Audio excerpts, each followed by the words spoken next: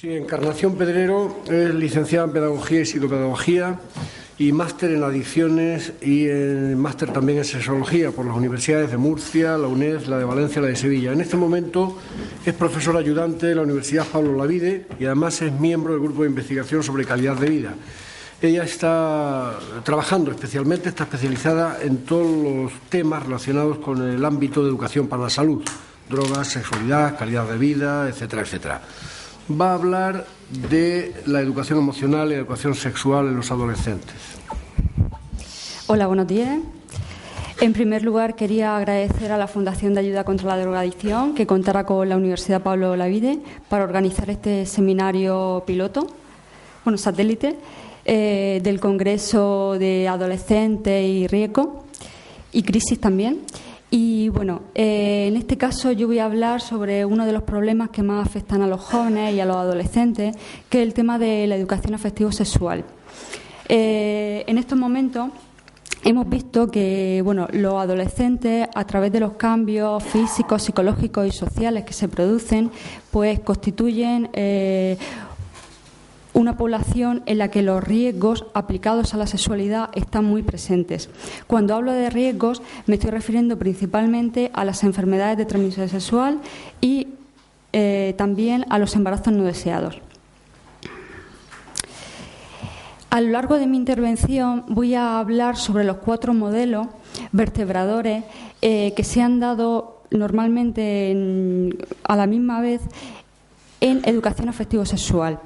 Tenemos por un lado el modelo preventivo o modelo médico, que este modelo trata principalmente la educación afectivo-sexual como una parte de la salud como ausencia de enfermedad. Es un modelo centrado principalmente en el riesgo, lo que ya he comentado antes, en el embarazo no deseado y en las enfermedades de transmisión sexual. Es un modelo que suele venir dado desde el ámbito médico, por enfermeros, por médicos, y su objetivo, ya lo he comentado, se trata de prevenir principalmente estos aspectos.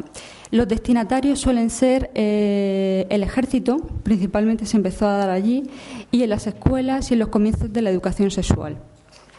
Este modelo, como vemos, es muy reduccionista, se basa solamente en prevención de riesgos y se sigue aplicando aún hoy día en las escuelas y en los institutos. El modelo moral, que también ha tenido un resurgir en estos últimos años, se basa en una educación sexual como la educación moral. En esa educación moral partiríamos de que hay que mantener la abstinencia, ¿vale? Es un modelo basado en la abstinencia, en la castidad, en no mantener relaciones sexuales antes del matrimonio y, por lo tanto, esto nos va a hacer que evitemos los riesgos. Se ha defendido por la mayoría de las religiones, al menos por sus representantes oficiales. Los objetivos de este modelo pues sería fomentar la castidad, preparar para el matrimonio y educar en el fortalecimiento de la voluntad. La voluntad como principio orientador de nuestra vida afectivo-sexual. Cuando estoy hablando de educación afectivo-sexual me estoy refiriendo principalmente a la educación no solamente de nuestra sexualidad biológica, genital, coital, sino a todo lo relacionado con los sentimientos, las emociones, los afectos, lo que lleva implícito la parte emocional. Los destinatarios de este programa se darían principalmente en familias, iglesias y en centros de educación religiosa. El modelo de revolución sexual es un tercer modelo, no se ha dado mucho en las escuelas y parte de un modelo basado en una ideología político-marxista de izquierda que se empezó a dar en los años 30 del siglo XX, pero realmente no se dio mucho en las escuelas y este modelo ha desaparecido. Los objetivos son muy complejos, por ello nos ha seguido dando, aumentar la conciencia crítica sobre el sentido de la explotación social. Es decir, se trata de concienciar a la población de que las conductas sexuales y la actividad sexual conlleva una revolución, así como implicar a los adolescentes y jóvenes en la transformación revolucionaria de la sociedad. Los destinatarios serían escuelas en todos los ciclos y etapas educativas. Lo novedoso de este modelo, del modelo de revolución sexual, es la introducción de que hay que la educación afectivo-sexual debe introducirse en todas las etapas educativas, desde la educación infantil hasta la universidad. Realmente, en España, respecto a esta educación afectivo-sexual, no tenemos conocimiento de ella. ¿Por qué? Porque se da normalmente de forma puntual. Cogemos el segundo ciclo de la educación secundaria y es donde se suelen dar las charlas, seminarios de educación afectivo-sexual. Tenemos el ejemplo de caso, por ejemplo, en el País Vasco, de un grupo de sexólogos que ha trabajado con niños desde los 6 años hasta los 18, desde que inician la educación primaria hasta que salen del instituto para ir a la universidad o a ciclos formativos. En este caso, se ha visto que realmente, después de trabajar 10 años con estos niños, 10-12 años, se ha encontrado una mejora de la calidad de vida sexual de estas personas, en comparación con otros grupos de alumnos que solamente la reciben en momentos puntuales. El último modelo es un modelo que aboga y parte del sexólogo catedrático de Psicología Sexológica de la Universidad de Salamanca, Félix López, y bueno, lo denomina modelo de educación sexual profesional, porque viene dado por profesionales de la sexología, biográfico, porque se basa en la vida, en el currículum afectivo de la persona, democrático, porque tiene en cuenta a todos, y abierto, porque ningún pensamiento o ninguna ideología es mejor que otra. El marco teórico sería un modelo más plural, relativista, diverso en relación a la educación sexual. La palabra clave sería diversidad. Diversidad en cuanto a identidad sexual y a orientación sexual. Es decir, cómo yo me siento, si me siento hombre o mujer, y mi orientación sexual, qué me gusta, si me gusta o parto de un modelo heterosexual, de un modelo homosexual o de un modelo bisexual. Los engloba a todos. Este modelo solamente se puede dar cuando se ha logrado un desarrollo en el conocimiento científico. En el caso de la sexualidad, este desarrollo se ha venido dando en los últimos 50-60 años. De hecho, las primeras investigaciones científicas parten en los años 50 en Estados Unidos con Master y Johnson y con Kinsey y otros sexólogos que trabajan en esa época. Este modelo propugna una actitud erotofílica. La actitud erotofílica es la actitud que tiene en cuenta el amor por el eros, por todas las conductas que nos llevan al placer, al deseo, a vivir la sexualidad de una forma sana, en contraposición a una actitud erotofóbica, que sería el modelo moral, que propugna la castidad, taparnos, que la carne no se vea. Es un discurso positivo sobre la sexualidad y la palabra clave sería la diversidad sexual. ¿Cuál es el planteamiento que tenemos en el siglo XXI, año 2010? Tenemos que nuestra sociedad y los planteamientos que se dan desde la educación afectivo-sexual aún son desde un modelo heterosexual. Es decir, en la gran mayoría hay una población mayoritaria heterosexual, pero el modelo predominante y del que se habla siempre es el heterosexual. Cuando hablamos de educación afectivo-sexual, normalmente se nos viene a la cabeza una relación entre un hombre y una mujer, ¿vale?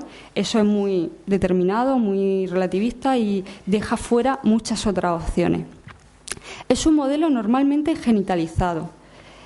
Tiene en cuenta que la sexualidad solamente se encuentra en los genitales, y eso es un error. La sexualidad está en todo nuestro cuerpo. De hecho, el órgano más grande de nuestro cuerpo es la piel, ¿vale?, que tiene unos 2 metros. Y ahí, en esa piel, es donde encontramos toda la sexualidad.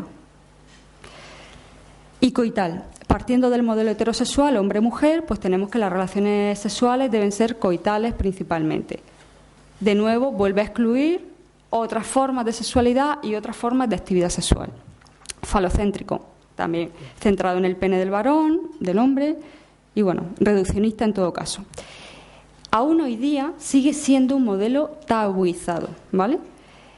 Aunque pensamos que hemos superado muchos prejuicios y muchos aspectos, y es verdad que se ha evolucionado mucho, que el siglo XX rompió y fue favorecedor de que se rompieran muchos mitos y muchos tabúes, aún hoy día nos encontramos con tabúes. ¿Por qué? Por lo que estamos comentando de lo heterosexual, lo falocéntrico, lo coital. Si lo reducimos a eso, si reducimos la actividad sexual a nuestros órganos genitales, está claro que lo estamos nos estamos equivocando y estamos teniendo una visión parcial y reduccionista. Algunos temas siguen siendo tabú. Por ejemplo, la masturbación femenina. No hay estudios sobre la masturbación femenina. Se sabe que existe, pero no se conocen datos. Y también con las conductas sexuales que se han denominado patológicas, ¿vale? De hecho, en el DSM-4, en el anterior al DSM-4 aparecía la homosexualidad como una conducta sexual patológica. Afortunadamente ya ha desaparecido, pero se siguen manteniendo conductas denominadas patológicas que dentro del modelo biográfico profesional serían conductas normalizadas.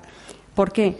Porque si yo estoy disfrutando de esa sexualidad y de esa conducta sexual con otra persona en nuestro respeto y en nuestra libertad, si ambos estamos haciendo algo en lo que ambos estamos de acuerdo, ahí no hay patología posible. ¿De acuerdo? Y bueno, lo último yo lo pongo entre interrogantes, homófobo, os lo planteo a vosotros, yo considero que sí, que vivimos en una sociedad homófoba donde a las personas homosexuales y bisexuales se les sigue discriminando en muchos aspectos y bueno, pues lo planteo para el debate. Estamos haciendo educación sexual.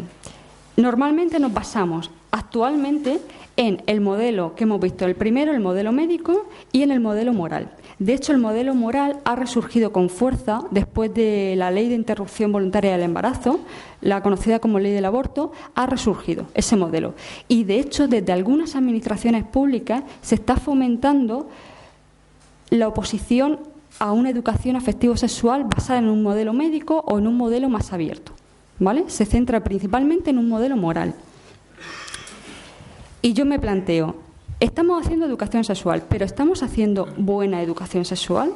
¿Y la estamos haciendo bien?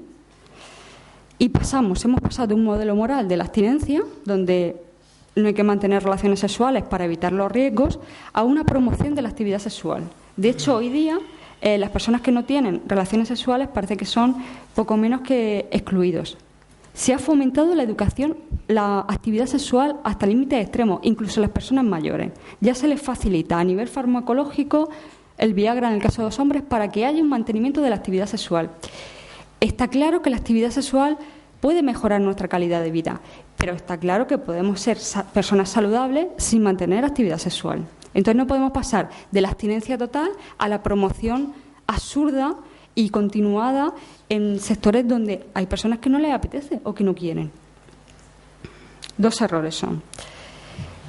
¿Y cómo enfocamos nosotros, como educadores sexuales, las intervenciones que estamos haciendo? Pues primero partimos de los viejos mitos, ¿vale? Que tenemos algunos de ellos. La sexualidad como peligro.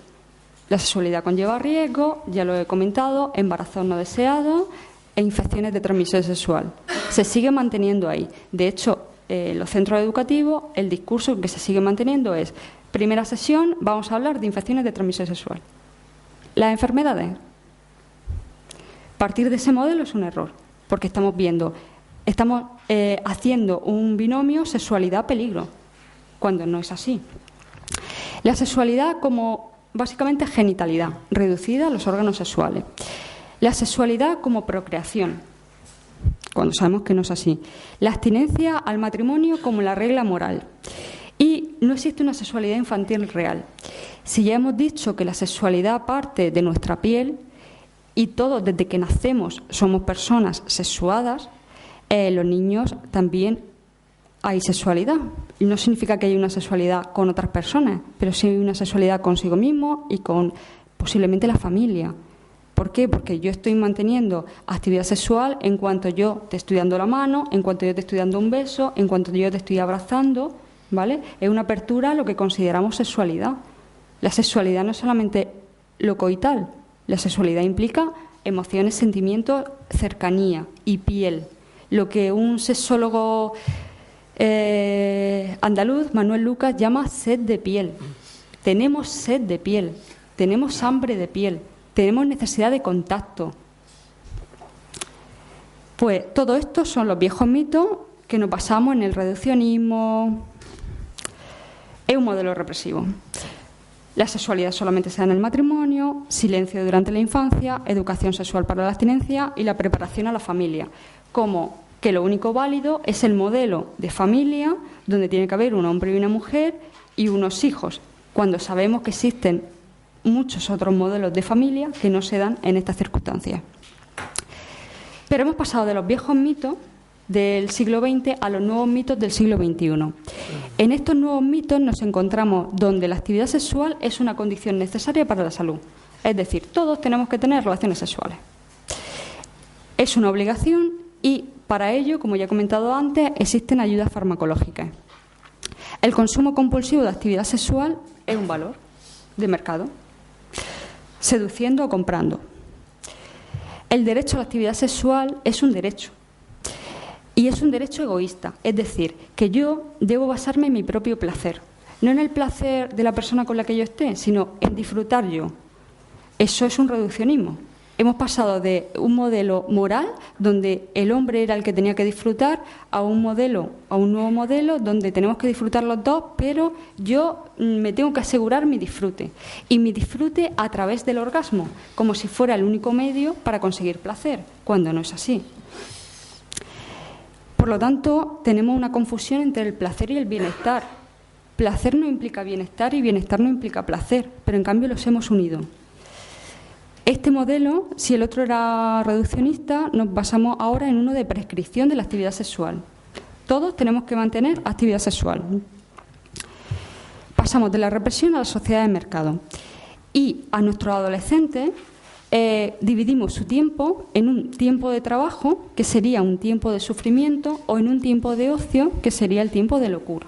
De hacer actividades, de consumir drogas, de consumir música determinada y de evadirme de ese tiempo de trabajo.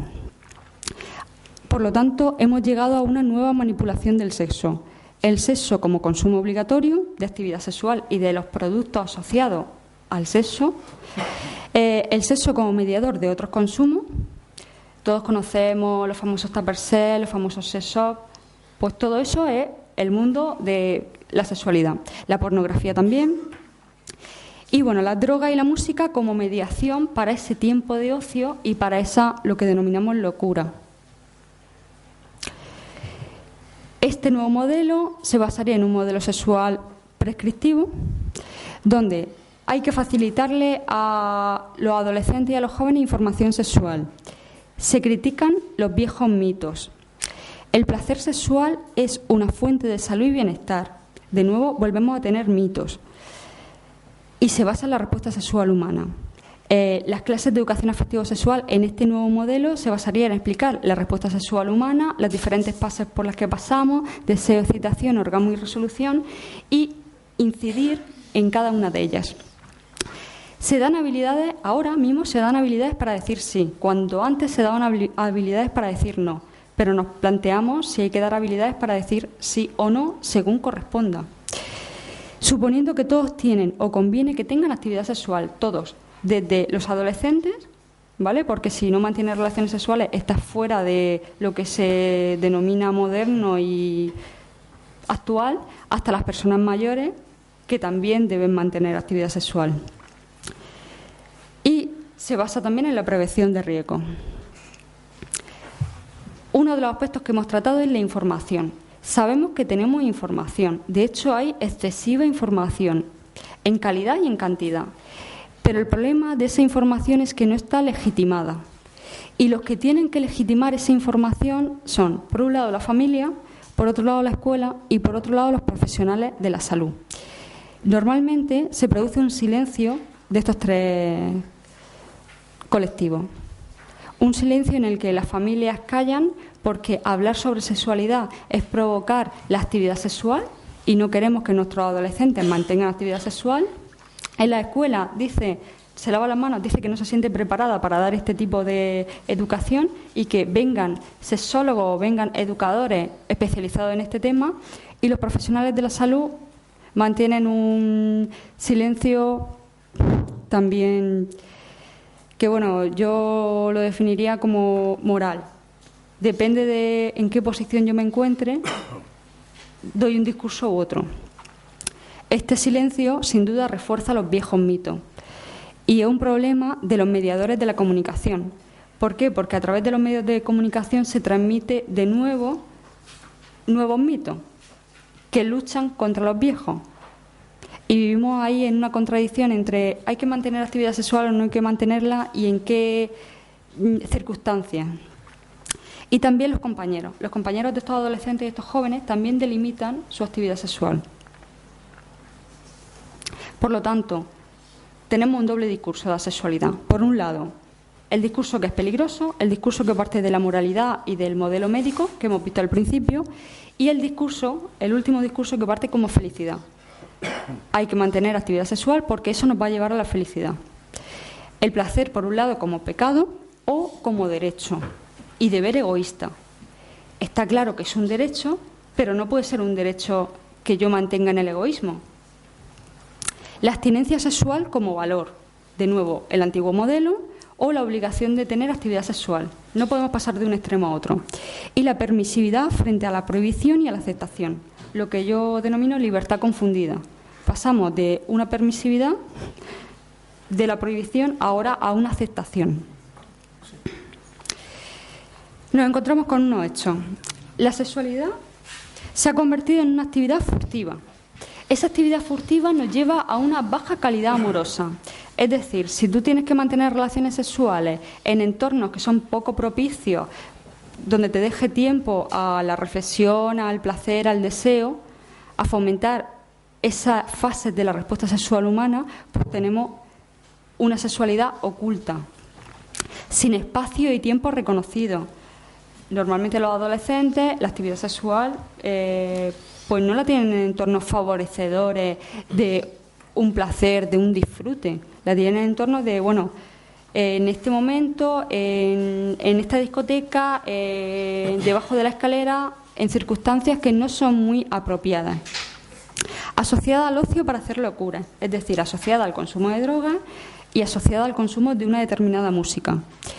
Como mediaciones para anestesiar las dudas. Es una evasión, ¿vale? La actividad sexual se convierte en una evasión. Quitar el deseo o ceder a la presión del grupo. Todos lo hacen, yo también lo tengo que hacer. Y esto lleva frecuentes riesgos consumados. El no encontrar un momento, un espacio y un tiempo adecuado nos lleva a las prisas y a los riesgos. Es decir, a la no utilización del preservativo de forma adecuada o de otros métodos anticonceptivos. Los riesgos: embarazo no deseado, el SIDA, por supuesto, u otras enfermedades de transmisión sexual o infecciones, el abuso y la coerción sexual, experiencias dolorosas. De hecho, en los estudios que se han hecho sobre actividad sexual se dice, se encuentra un porcentaje muy alto, casi del 80%, la gente que dice que su primera actividad sexual fue dolorosa, tanto en hombres como en mujeres. La visión negativa de los hombres se han visto en los discursos, en grupos de discusión de mujeres jóvenes de 30 a 40 años que tienen una visión negativa de los hombres. Que el modelo de príncipe azul no existe, no te va a salvar de nada, y ese modelo lo que nos hace es tener una visión negativa. Las mujeres están sobradamente preparadas, son independientes, pueden hacerlo todas solas, y eso te lleva a una insatisfacción en el otro género, a no encontrar en la otra persona algo que te complemente o que resulte favorecedor. Y también una visión negativa en general de la sexualidad. Todos estos riesgos nos llevan a la decepción. Yo creo que lo más terrible de la actividad sexual es considerarnos que estamos en un momento de decepción. Los padres, la escuela, los profesionales permanecen como espectadores y los gobiernos a veces actúan como falsos aliados de los adolescentes y jóvenes, mandando discursos contradictorios, lo que ya hemos comentado. ¿Me quedaban 2 minutos? 2. Vale. Estoy acabando. Objetivos y contenidos básicos que deberíamos aplicar en la educación afectivo-sexual. La infancia y la adolescencia, considerarla como una experiencia amorosa familiar. Es decir, para tener una buena educación sexual, primero hay que empezar en la familia o en los cuidadores básicos. Y esa familia o esos cuidadores, ahí se tiene que haber una relación amorosa satisfactoria. Es decir, primero tenemos que ver amor en las personas que nos rodean para después nosotros poder hacer el amor. Información legitimada. esa información legitimada por la escuela, por la familia y por los medios de comunicación y los profesionales de la salud. Se tienen que dar, por supuesto, contenidos fisiológicos. Está claro que es importante tener esos tipos de contenidos, pero también hay que hablar de afectos, sentimientos y de ética. ¿De qué considero yo que es ético en mi actividad sexual? Porque para cada uno de nosotros será una ética diferente. Y la aceptación de la posibilidad de tener o no tener actividad sexual es una decisión y es una elección. Y aunque ahora estemos en el nuevo mito de que hay que mantener la actividad sexual, no es una obligación para nadie. Y mucho menos en espacio y tiempo furtivo. Es decir, que la calidad de vida y el aumento de una sexualidad sana y positiva parte de unos tiempos y unos momentos no furtivos. La prevención de riesgo también debe tratarse, pero como un tema más. Los abusos, los embarazos, las experiencias dolorosas, hablar de la primera vez es positivo entre la gente. Normalmente no se comparte ese tipo de experiencias, pero si se compartiera, y como se ha visto en las investigaciones que se han realizado, casi todo el mundo tiene una visión, la misma visión. Supongo que porque viene del mito de que lo hemos idealizado tanto esa primera vez que después nos decepciona. La propuesta que hacemos, incluir elementos en la educación afectivo-sexual, el humor, trabajar el humor, desmitificar. Las emociones, por supuesto, las emociones no están exentas de la piel, de lo genital, de lo coital, no está exento. Los sentimientos, por supuesto. A veces se pueden mantener relaciones sexuales sin sentimientos, pero está claro que somos personas con sentimientos y emociones, siempre. Esto nos lleva a un eco emocional y sentimental, y por otro lado están los sexuales, el deseo, la atracción, el enamoramiento, desmitificar. Ahora se habla de enamoramiento como unos procesos bioquímicos que duran 3 años. No es cierto, ¿vale? Nos basamos en ello, pero el amor no es solamente eso, no es solamente química, ¿vale? De hecho, no lo es. Bueno, el apego, la amistad, los cuidados. Qué importante que son los cuidados, con nosotros mismos y con los demás. Y el tema de la autoestima. Tenemos que partir primero de unos conocimientos básicos y de unos contenidos que hay que trabajar. Y esos contenidos no parten solamente de los métodos anticonceptivos, sino primero empezar por la autoestima, por la reflexión, por la comunicación con uno mismo y con los demás. Y el altruismo, el no pensar que todo tiene... que tengo que sacar provecho de todo. En las relaciones sexuales no implica eso. Implica el darte a otro. Última transparencia, el modelo biográfico que propongo se basa en que el sexólogo, el educador sexual, no parte de sus creencias, no parte de sus modelos, no parte de sus opiniones, sino que parte de sus conocimientos, su evaluación y su ayuda. Porque el sexólogo sería un mediador, no un transmisor de conocimiento. Un mediador que ayuda a la persona a la biografía sexual del cliente o del alumno, del adolescente. Y esa biografía lleva implícito una vida, una historia diferente para cada uno de nosotros, un presente, que en ese presente no entra el pasado, y la decisión de mantener relaciones sexuales y de qué forma. Y, por supuesto, se basa en el bienestar personal, lógicamente, pero también social. Cuanto más aumentemos los conocimientos y la información legitimada de la sexualidad, mejor calidad de vida y mejor salud sexual tendremos como comunidad. Y bueno, muchas gracias por vuestra atención. Aquí os dejo mi correo.